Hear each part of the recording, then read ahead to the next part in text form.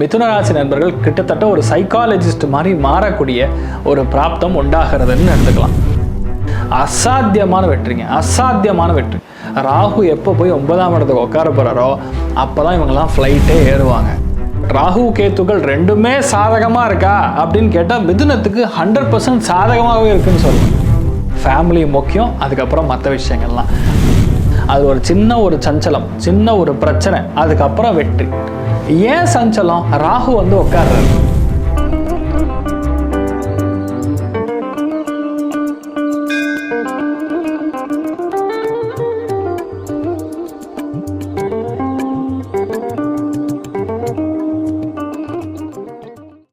Gajakesari stellar astrology நேயர்களுக்கு கிருத்திகாவின் அன்பு வணக்கங்கள்.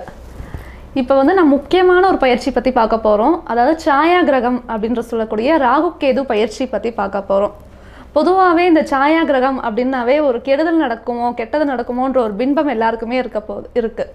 அப்படிப்பட்ட ராகு கேது பயிற்சி எப்போ நடக்கும், என்னென்ன மாற்றங்கள் ஏற்பட போகுது அப்படின்றத நம்ம பிரபல ஜோதிஷ கஜகேசரி டாக்டர் ஆச்சாரியா ஹரிஷ் ராமன் அவங்க கிட்ட கேட்டு தெரிஞ்சுக்கலாம். வணக்கங்க சார். வணக்கம்மா. நமஸ்காரம்மா. நல்லா இருக்கீங்களா? நல்லா இருக்கம்மா, கடவுள் வணங்குறோம். ஓகேங்க சார். ராகு கேது பயிற்சினால ஒவ்வொரு ராசிக்கும் என்ன நடக்க போகுதுன்றதை டீட்டெயிலாக பார்த்துடலாங்க சார். மிதுன ராசிக்கான ராகு கேது பயிற்சி பலன்கள் சொல்லுங்க சார். சூப்பர். மிதுன ராசி அல்லது மிதுன லக்னம் சார்ந்த நபர்களுக்கு இப்போ நீங்கள் டொனால்ட் ட்ரம்ப் எடுத்துட்டாலும் சரி, இப்போ நம்ம பாரத பிரதமர் திரு நரேந்திர மோடி அவர்களின் ஜாதகம் எடுத்துட்டாலும் சரி, தமிழ்நாட்டின் சீஃப் மினிஸ்டராக இருக்கக்கூடிய திரு மு.க. ஸ்டாலின் அவர்களுடைய ஜாதகத்தின் எடுத்துட்டாலும் சரி, முக்கியமான யோகங்களில் பஞ்ச மகாபுருஷ யோகம்னு சொல்லுவோம். பஞ்சம்னா 5 முக்கியமான யோகங்கள் இருக்கணும். அந்த 5 முக்கியமான யோகங்களில் ராகு கேத்துக்களினால் ஒரு யோகம் திறன்பட வேலை செய்யும் அப்படின்னு சொன்னால் அது 3ஆம் இடத்தில் இருக்கக்கூடிய ராகு அல்லது 3ஆம் இடத்தில் இருக்கக்கூடிய கேது. அப்படி பார்க்கும் பொழுது மிதுனத்துக்கு அது ரொம்ப முக்கியமான ஒரு யோகத்தை கொடுக்கிறது அப்படின்னு சொல்லலாம். ஏன்னா 3ஆம் இடத்துல உங்களுக்கு கேது உட்கார்ந்துருக்கப்புறம் பார்த்தவெல்லாம் உங்ககிட்ட புலம்புவான். பார்த்தவன் அத்தனை பேருமே உங்ககிட்ட எல்லா விஷயத்தையும் உளறி கொட்டுவாங்க. பார்த்தவங்க அத்தனை பேருக்குமே மனசில் இருக்கக்கூடிய பிரச்சனை மட்டும் கிடையாது, அவங்களுடைய சீக்ரெட் எல்லாம் உங்ககிட்ட வந்து சொல்லுவாங்க. அதனால் பொதுவாகவே 3ஆம் இடத்தில் கேதுங்கிறது யாருக்கு நன்னா இருக்குன்னா மிதுனத்துக்கு சூப்பராக இருக்குது. ஸோ மிதுன ராசியில் பிறந்திருக்கக்கூடிய ஸ்போர்ட்ஸ் மேன் யார் இருக்காங்களோ அவங்களுக்கு நன்னா இருக்கும். மீடியா செக்மெண்ட்டில் டெஸ்டிங்கில் இருக்கக்கூடிய நபர்களுக்கு சூப்பராக இருக்கும். சாஃப்ட்வேர் டெஸ்டிங், அது மாதிரி அனலைஸ் பண்ணக்கூடிய தொழிலில் இருக்கக்கூடிய நபர்களுக்கு, அதே மாதிரி ரொம்ப முக்கியமாக பார்க்கும்பொழுது குவாலிட்டி அஷூரன்ஸில் இருக்கக்கூடிய நபர்களுக்கு, எழுத்தாளர்களுக்கு, ரொம்ப முக்கியமாக கவிஞர்களுக்கு ரொம்ப பிரம்மாண்டமாக இருக்கும். அதுவும் வில்லம்பு சம்பந்தப்பட்ட எந்த ஒரு ஸ்போர்ட்ஸில் இருந்தாலும் சரி அவங்களுக்குலாம் ரொம்ப பிரம்மாண்டமாக இருக்கும்னு சொல்லலாம். ஸோ கேதுவினால் நிறைய நல்ல விஷயங்கள் நடக்கப்படுது. என்னென்னா நீங்கள் எல்லாருமே ஒரு வீட்டில் ஸ்கேன் மிஷின் வச்சுருக்கிற மாதிரி உங்கள் மனசே மற்றவங்கள ஸ்கேன் பண்ணும். இவங்க மனசில் இவங்க சொல்கிறது உண்மையா இல்லையா, இவர் உண்மையை சொல்கிறாரா, இந்த பொண்ணு பொய் சொல்லுதா இல்லையா அப்படிங்கிற ஒரு எண்ணமும் உங்களை கம்ப்ளீட்டாக ஸ்கேன் பண்ணுற மாதிரி மிதுன ராசி நண்பர்கள் கிட்டத்தட்ட ஒரு சைக்காலஜிஸ்ட் மாதிரி மாறக்கூடிய ஒரு பிராப்தம் உண்டாகிறதுன்னு எடுத்துக்கலாம். அதுக்கப்புறம் பார்க்கும்பொழுது 9ஆம் இடம் பாக்யஸ்தானத்துக்கு போய் ராகு உட்கார்ந்துருக்க போகிறார். 9ஆம் இடம்னா சுபகாரியங்கள் செய்யக்கூடிய இடம் அப்படின்னு ஒரு அர்த்தமும் வருது. அப்போ என்ன அர்த்தம்? வீட்டில் கல்யாணம் நடந்தாலும் சரி, வீட்டில் குழந்தை பிராப்தம் ஏற்பட்டாலும் சரி, அது ஒரு சின்ன சஞ்சலம், சின்ன ஒரு பிரச்சனை, அதுக்கப்புறம் வெற்றி. ஏன் சஞ்சலம்? ராகு வந்து உட்கார்றாரு. குரு பார்வை இருக்கிறதுனால சண்டை போட்டு ஒரு காரியத்தை நீங்கள் முடிக்கிற மாதிரி வரும். யாருனாலையும் சாதிக்க முடியாத பலவிதமான அசாதாரணமான விஷயங்கள் உங்களால் சாதிக்க முடியும். ஏன்னா 9ஆம் இடத்துல ராகு குரு பார்வை இருக்கிறதுங்கிறது 10 மடங்கு பெனிஃபிட்டை கொடுக்கும். உங்களை அப்படியே ஆன்னு பார்க்க வைக்கும். அந்த அளவுக்கு வந்து மற்றவங்களுடைய திருஷ்டி முழுக்க உங்கள் மேலே இருக்குன்னே சொல்லலாம். அதுவும் கோவில் சம்மந்தப்பட்ட விஷயங்கள், பூர்வீக சொத்து வந்து கேஸில் ஓடின்னு இருக்கு, எப்போ வந்து அது ப்ராப்ளம் சால்வ் ஆகும்னு தெரியல அப்படின்னு இருந்தால் அது இப்போ சால்வ் ஆகும்.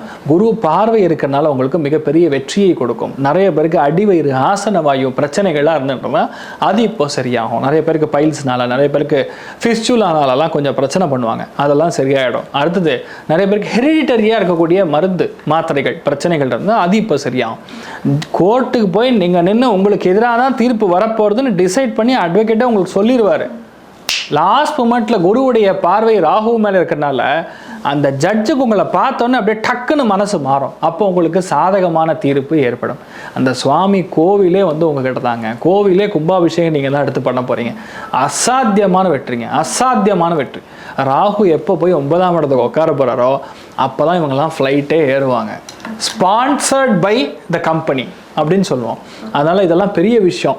நிறைய பேருக்கு வெளியூர் போகக்கூடிய பிராப்தம், வெளிநாடுக்கு போகக்கூடிய பிராப்தம். அதனால் உங்களோட லைஃப் மாறுறது நீங்கள் கண்கூடாக பார்க்கலாம். இன்ஃபேக்ட் ராகு கேத்துக்கள் ரெண்டுமே சாதகமாக இருக்கா அப்படின்னு கேட்டால் மிதுனத்துக்கு 100% சாதகமாகவே இருக்குன்னு சொல்லலாம்.